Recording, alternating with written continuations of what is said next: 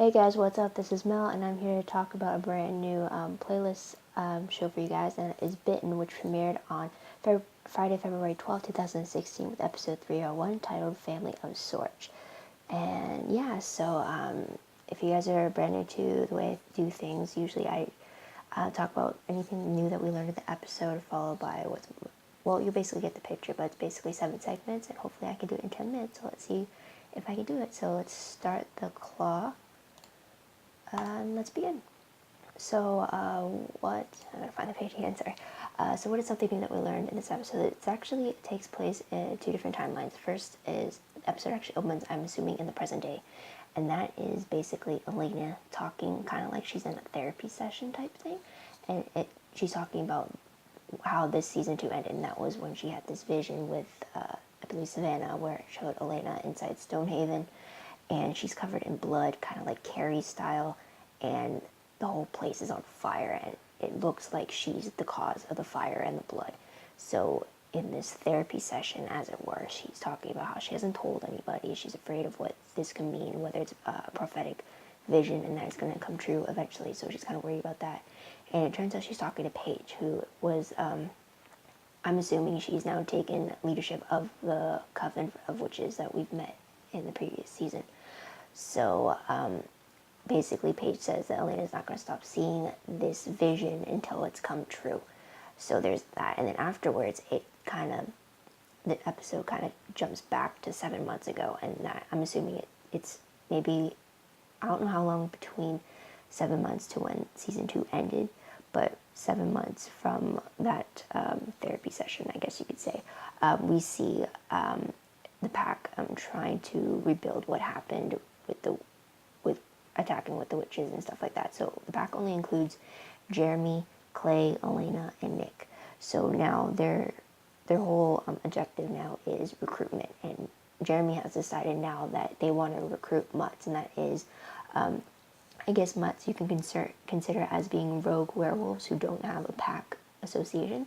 So now Jeremy wants to recruit all packs within North America, so that it's either you are joining his pack or you don't live as a lone werewolf. So they're all trying to do that, and some have resistance, leads to death for those werewolves. Others are reluctantly joining in. So there's that. We also see, I believe, Kane is he seems to be a part of their pack now. So that's pretty great. Throughout this whole recruitment thing, though, we see Elena doesn't like this new dictatorship approach that Jeremy's going with, and Clay kind of doesn't really like it, but he knows that he's going to do what Jeremy tells him, since he is the pack alpha and everything. Essentially, he's basically Clay's father, in all the ways but blood. So there's that. We also see Nick checking in on Rachel and Baby Rocco. Baby Rocco is the son of Logan, who died in the previous season. So this is actually the first time that a werewolf child is being kept with his mom, because usually when a werewolf finds out he's having a son, they usually take him and leave the mother behind. So this time they're choosing to keep Rachel. Jeremy's kind of on the outs about that. He's not really sure what to make of it, but Nick and Elena want to keep her safe, but only Nick is allowed contact with her. So that's an issue again for Elena.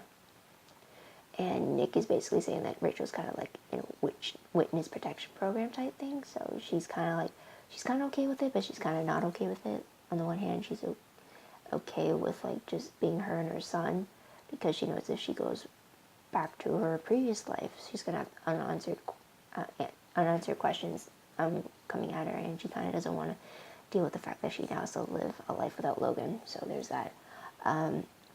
Also in the episode, we see that there are threats being made to the pack by the Spanish pack. We have a sniper who kills one of their own, Joey Stillwell, who was a friend of Nick's, and they grew up together. So that's a devastating blow for them.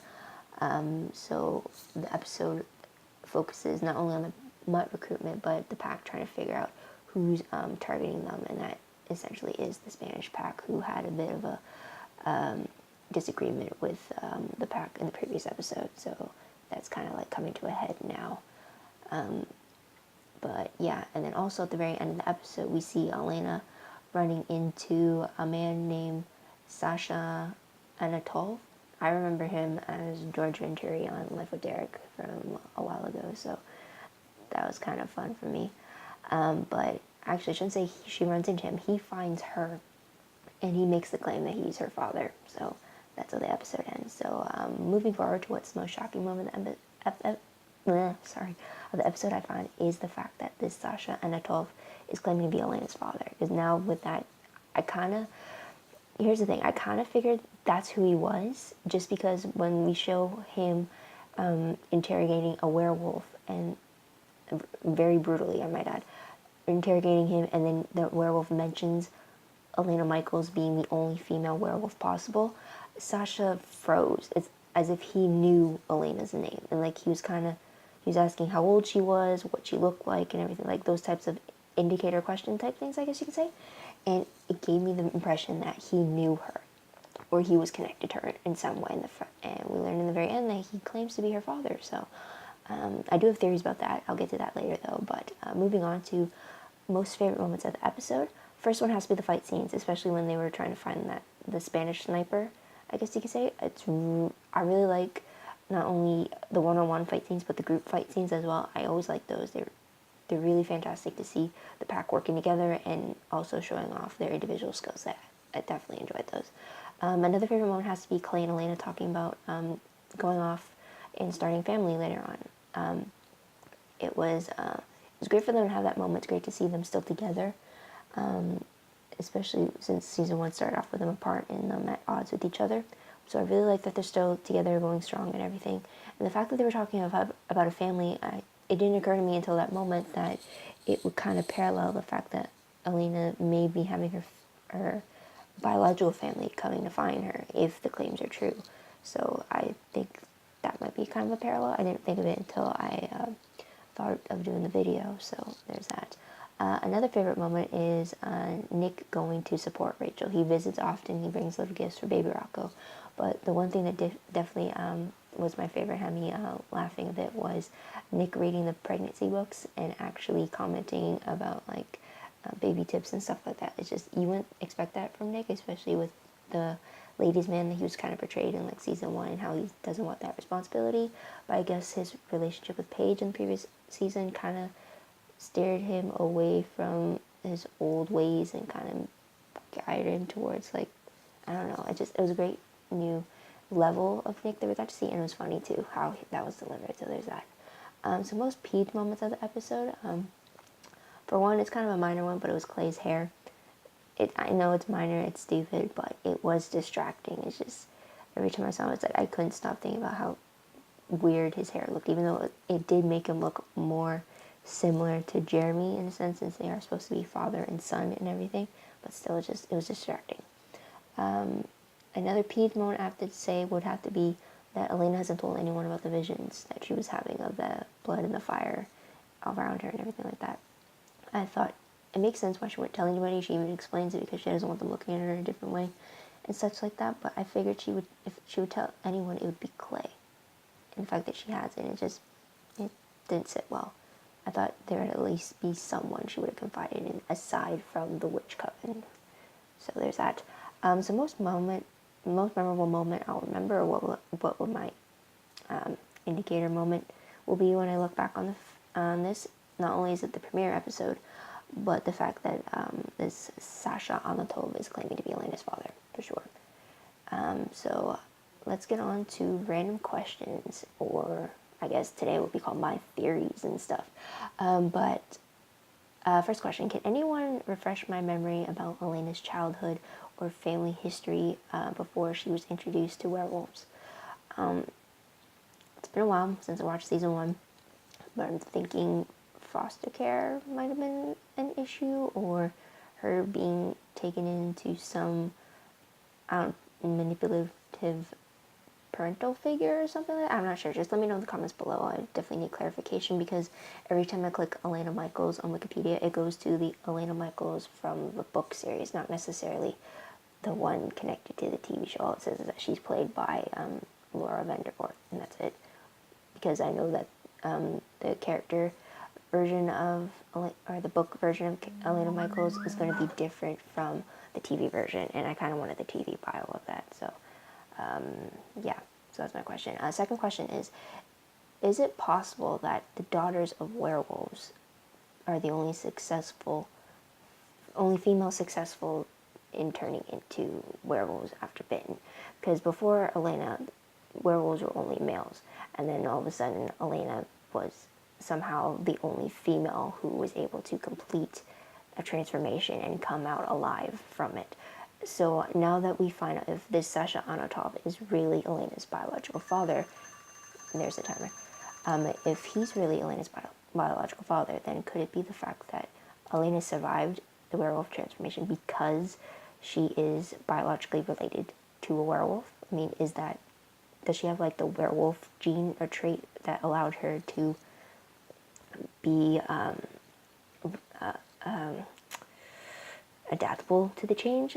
Because we know that the sons are automatically werewolves if their fathers are werewolves, but the daughters don't seem to be werewolves because Sasha has a son and a daughter, son who is a werewolf, yet a daughter who's a human. So if Elena is his daughter as well, then is it safe to say that that human daughter of his could successfully turn into a werewolf because her father was a werewolf? I'm just wondering, it's just a whole new theory that I was wondering about, especially when they introduced him as a possible father figure not father figure for their biological father for her. So I'm just wondering if anyone else is thinking along those lines. Let me know in the comments below. I hope I'm on the right track. That'd be super cool if I was. But next question, how long before Rachel and baby Rocco are made targets to get to Jeremy and the pack? They're definitely in their version of witness protection, and I really think, because last season Rachel was taken as leverage, as a hostage, and I think that the same thing could be happening if someone is trying to do a power play against Jeremy. I really think that they would go after their weakest link, and that is Rachel and baby Rocco. So how long do you think that's going to happen until that happens? That is. Next question, how long before Elena makes a stand against Jeremy and his new leadership? We definitely see in this episode this beginning of her not liking his dictatorship ways. So at some point I'm thinking she's going to go head to head with him and challenge that, but I'm wondering how long before that comes to it, or she voices her distaste for his leadership style. But let me know again, comments below, much appreciated. So predictions very quickly. I wasn't able to find the promo for the next episode, so I'm just going off of what I predict after seeing this episode. First one has to be that Elena's definitely going to want proof on whether or not this Sasha Anatov is her father. If that's the case, and he is her father, then she just gained 2 siblings as well. So that's going to definitely cause a bit of a... that's definitely going to change something in Elena for sure, if it happens to be her family that found her. Next prediction, the Spanish pack is definitely going to continue attacking Jeremy and the pack. They're going to do it for some time. I'm going to view it as kind of like them replacing what Malcolm was in Season 1, Season 2, how they were going after the pack and trying to weaken them and stuff like that. So I'm thinking there's that. And next one, I think Rachel will be discovered and put in danger again. Don't know why, but I don't think they would have shown her in the fact that she was in hiding. I don't think they would have shown that unless it would have been relevant later on. And in the last prediction, leadership struggles between the pack. I definitely think that there's going to be a fight between Elena and Jeremy over who becomes alpha. And I don't know about you, but in order to become alpha, does that mean the previous alpha has to die? Hopefully not, and it's just a power fight and stuff like that, but who knows. We'll have to wait next week to see what happens, and the following weeks to see how this season goes, because the season is, I believe it's the final season for Bitten. Let me just double check that. Yep, the 3rd season is the final season, so 10 episodes, and we're done. So anything can go, really, for these characters, because they're not safe for another season because they don't have one. So that's it. So what did you guys think about this episode? What did you like about it? Let me know in the comments below. I'd love to hear about it. Also, don't forget to like this video, subscribe to my channel, and check out my other videos. As well, if you haven't done so already, I do a lot of these after show videos for a few other shows. Usually I try my best to do it to post my videos the night the episode airs, but sometimes life gets in the way and I have to do it the day after.